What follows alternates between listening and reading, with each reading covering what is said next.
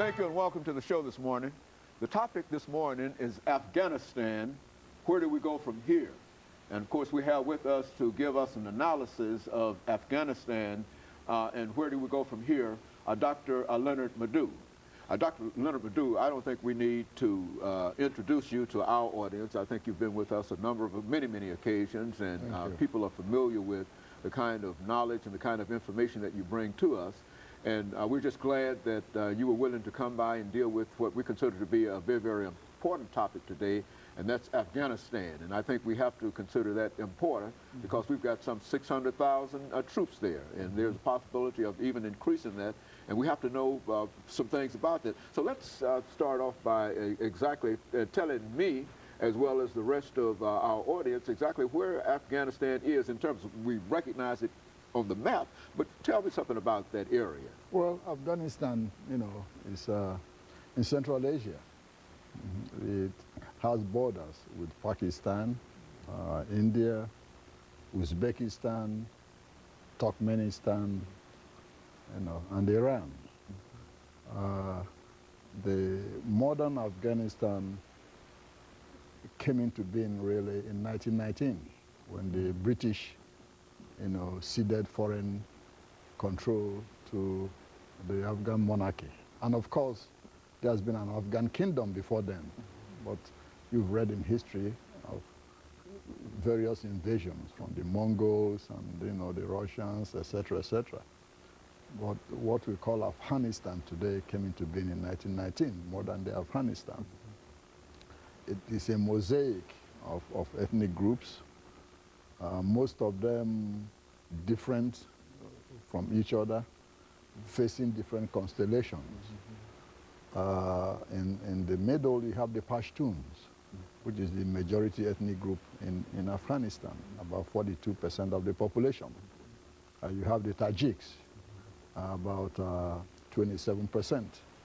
You have the Uzbeks, it's about 9%. You have the Hazara, it's about 9%. And then the Baluchis, it's about 5%.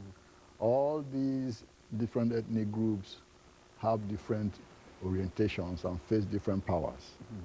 For example, in the north, with their capital, Mazar al-Sharif, is the Uzbeks.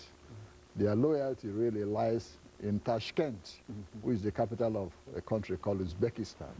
That's how they got their name. And their strong man is a man called General Abdul Rashid Dostum. Also in the north, you have the Tajiks. Their loyalty really lies with their brothers in the country called Tajikistan, with its capital in Dushanbe.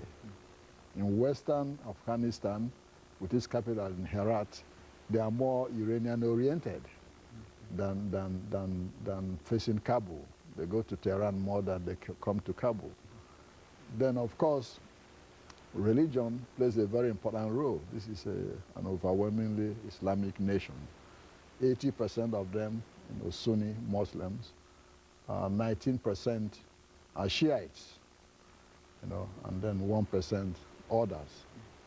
Then, of course, linguistically, 50% speak what you call Afghan Persian, or politically it's called Dari. The Afghans don't want you to believe they speak Persian in order to avoid being seen as an appendage of Iran. But the language is Dari. And then the second official language is Pashto, which is the language of the Pashtuns. You know? And then, of course, you have Turkic languages, Uzbek and the rest. This is a country, really, which might not be called a country in the real sense, because of the different constellations. And that's why I've had problems, you know, for centuries about who really controls, you know, that territory, because of the different political cleavages. You know, it's a very poor country, 60% unemployment, 60% below poverty, you know, level, almost 80% illiteracy in the country, you know. And Dr. LMadu, we're going to have to break for this first commercial break, but when we come back, I want you to pick up at exactly this spot in terms of dealing with these ethnic groups, languages, and et cetera, because I think that a large number of people simply thought that this was more of a homogeneous country than what you're portraying here. Absolutely. And it's almost as if nobody understands this, know this, but you. You see it, so when we come back, we want to pick up at that particular point. And of course, we'll be back with our audience following this very, very short commercial break.